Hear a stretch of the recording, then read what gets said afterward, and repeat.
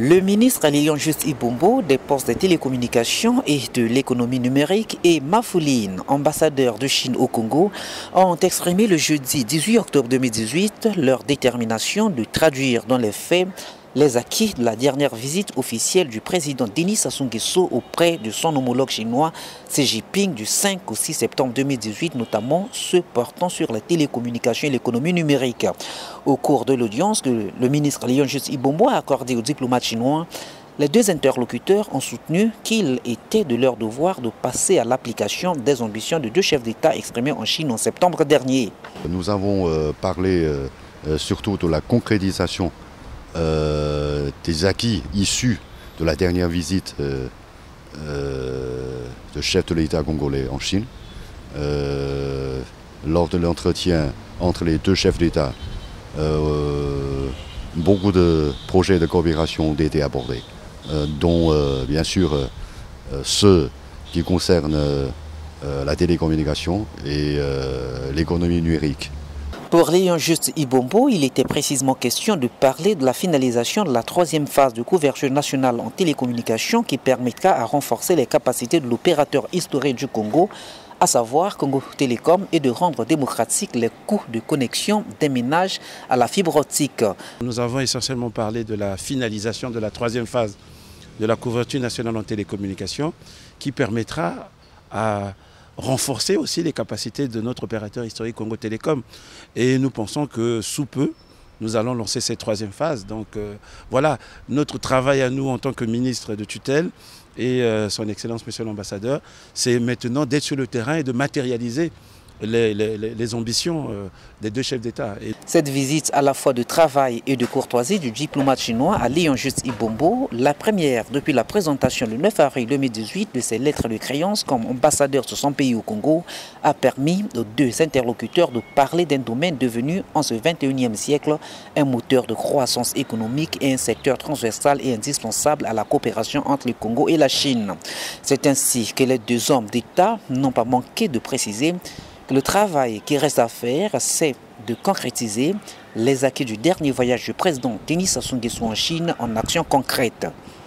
Lilian Juste Ibombo et Mafouline ont discuté sur la possibilité de former la jeunesse congolaise aux nouvelles technologies de l'information et de communication à travers des bourses de stages de formation que la Chine pourra mettre à la disposition du Congo, puisque l'investissement dans le capital humain est une directive importante inscrite en lettres d'or dans le programme de gouvernement du président de la République du Congo et prescrit au gouvernement comme feuille de route.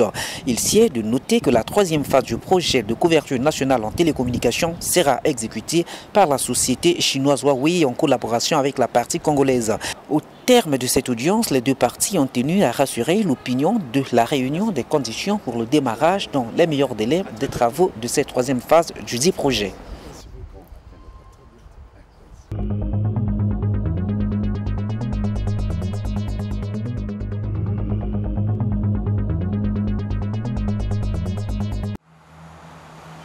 L'échange entre Lilian Juste Ibombo en qualité du ministre du secteur des postes, la directrice générale de la SOPECO et les représentants du personnel de cette entreprise a permis aux deux parties d'aplanir leurs divergences. La SOPECO, comme toutes les entreprises du portefeuille public lancées, endure une situation critique et délicate. Et pour le ministre Lilian Juste Ibombo, l'heure serait à penser au futur de la SOPECO plutôt qu'à s'entre-déchirer. C'est le respect des prescriptions du chef de l'État. Maintenir toujours le dialogue social. Dans une entreprise, il faut toujours dialoguer, jamais rompre le dialogue social. Nous devons travailler justement pour ressusciter la SOPECO. Une SOPECO qui va être indépendante. C'est ça la feuille de route que nous avons. Des notions du reste appréciées par l'ensemble des participants à cette réunion. Le ministre a été très clair, ainsi que nos secrétaires généraux au niveau des confédérations. Nous espérons que d'ici là, la direction générale de la SOPECO nous envoie une invitation pour que finalement nous ouvrons les négociations sur nos points de revendication. Normalement, la direction générale devrait à chaque instant faire appel à l'intersyndical pour essayer un peu de voir ce qui est recettes qui entre tout au long du mois. Il est impossible de nous payer 2 mois de salaire d'affilée comme ça. Que la direction doit comprendre le souci des travailleurs. A noter que la masse salariale de la SOPECO est de près de 53 millions de francs CFA. Au regard donc de la situation rudesque à laquelle fait face cette société, le paiement de 2 mois de salaire tel qu'exigé par les syndicalistes paraît difficile. L'État n'ayant plus assez de moyens n'intervient plus qu'à une subvention annuelle de 125 millions de francs CFA.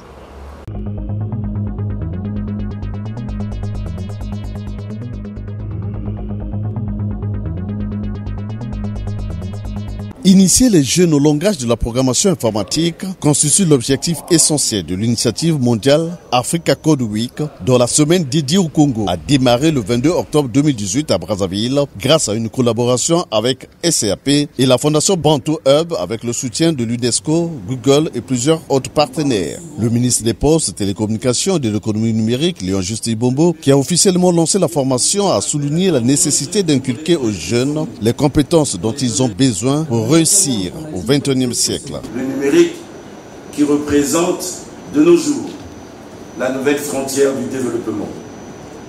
La République du Congo, notre pays, comme vous le savez tous, accorde un intérêt particulier à la formation d'une manière générale et celle des jeunes en particulier.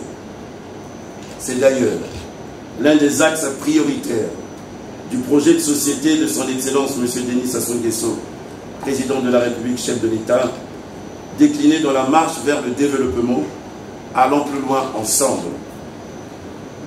Le ministère des Postes, des Télécommunications et de l'économie numérique, dont j'ai la charge, a entrepris, avec la société Huawei Technologies, un vaste programme de formation à l'endroit de nos jeunes, dénommé Seed for the Future, afin justement de préparer les jeunes à l'emploi par la formation qualifiante. Pour votre gouverne, la société Huawei, géant de la technologie, est l'un de nos partenaires stratégiques dans le secteur du numérique. Et à ce jour, de nombreux jeunes Congolais ont été formés dans les domaines des télécommunications, de l'informatique ou du numérique, à travers ce programme de formation en Chine. La transformation numérique relève d'un nouvel univers de formation. Pour Véron Mankou, président de la fondation Bantu Hub, il est nécessaire de déclencher tôt la sensibilisation des plus jeunes aux outils à la programmation informatique. La fondation Bantu Hub a réussi à mobiliser les ressources SAP dans le cadre d'Africa Code Week pour permettre à ce que ce projet qui touche aujourd'hui 35 pays puisse aussi concerner les enfants congolais. L'objectif étant de former aujourd'hui au Congo 10 000 enfants dans cet outil qu'on appelle Scratch, qui est un langage de programmation qui permet aux enfants de créer des jeux, c'est vrai, mais surtout d'apprendre l'informatique en s'amusant. Nous sommes des parents, chez nous à la maison, ce sont nos enfants qui parfois manipulent mieux les téléphones que nous. Ça prouve qu'il y a un intérêt pour les plus jeunes sur cet outil informatique, mais dans le cadre d'une formation, c'est difficile pour eux d'avoir accès à l'outil informatique. La plupart, les plus nantis d'entre eux, auront accès à l'outil informatique à la maison, mais la majorité ne pourront pas avoir cet accès. D'où l'intérêt d'Africa Code Week de donner à tous les enfants la possibilité d'avoir accès à cet outil-là, mais pas seulement l'outil, d'avoir accès à cette compétence qui nous manque tant. Dans d'autres pays, l'informatique suscite des vocations à l'école et il est important que pour nous, nous les inculquions ça dès le plus bas âge. Ainsi, pendant une semaine, plusieurs jeunes vont bénéficier de manière ludique d'une formation à l'outil Scratch, une plateforme d'apprentissage de codage, ce à travers des ateliers gratuits qui se déroulent au lycée de la Révolution. On nous apprend à réaliser genre de dessin animé. Ça nous sert à connaître comment manipuler un ordinateur. Africa Code Week vise à toucher 10 000 enfants congolais du primaire, collège et lycée. Ce programme est lancé dans 35 pays avec le but cette année d'atteindre 6 000 jeunes, une opportunité pour le Congo de renforcer son engagement à répandre l'enseignement numérique.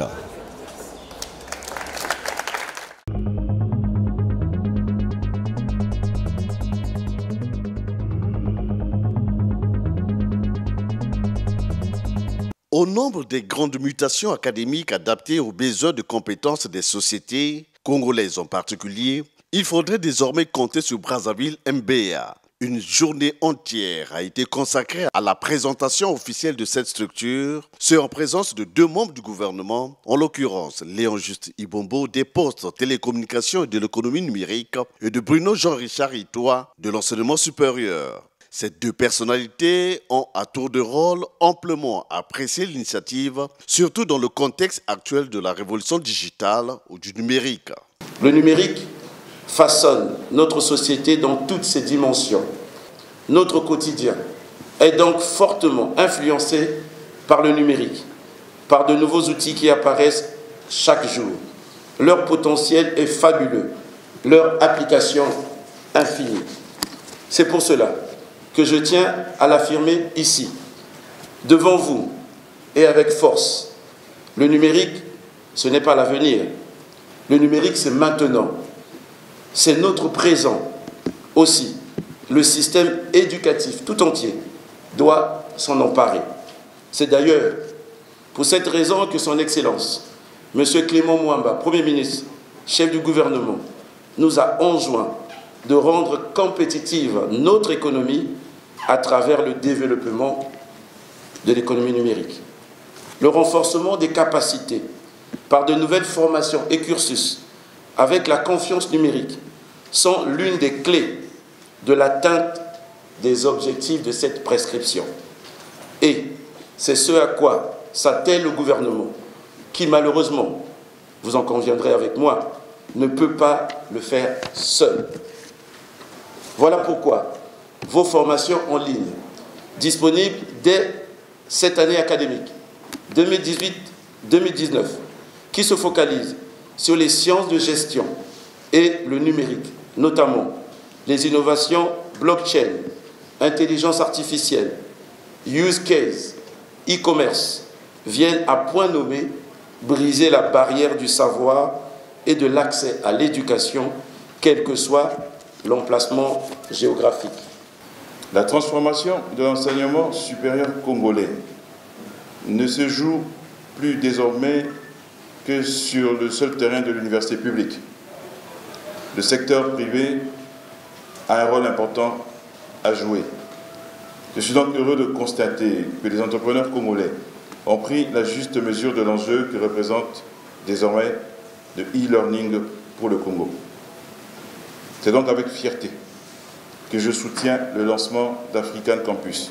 Brazzaville devient ainsi ville pilote pour cette noble ambition. Fortuné Sosten et Salabouli, directeur associé de Brazzaville MBA, apportent davantage plus de facteurs sur ce choix. Nous nous étions rendus compte qu'il y avait un certain nombre d'entreprises qui cherchaient un certain nombre de cadres de haut niveau, mais qui ne trouvaient pas forcément, j'allais dire, cette force de travail ici sur place. C'est pour ça que vous avez vu qu'il y a eu un certain temps, ces entreprises-là étaient chercher les cadres ailleurs et les former ici. C'est pour cela que tout à l'heure, même le ministre l'a dit, la congolisation des emplois, j'allais dire, dans des entreprises multinationales congolaises. Brazzaville MBA, qui se veut être l'incarnation de l'excellence dans la création et la gestion d'entreprises à travers l'adoption des meilleurs standards internationaux, aussi bien dans l'approche pédagogique et managériale. Brazzaville MBA offre l'opportunité de devenir à coup sûr l'élite de demain. Cette structure donne des formations diplômantes 100% en ligne, des formations délivrées par des équipes d'experts multiculturels.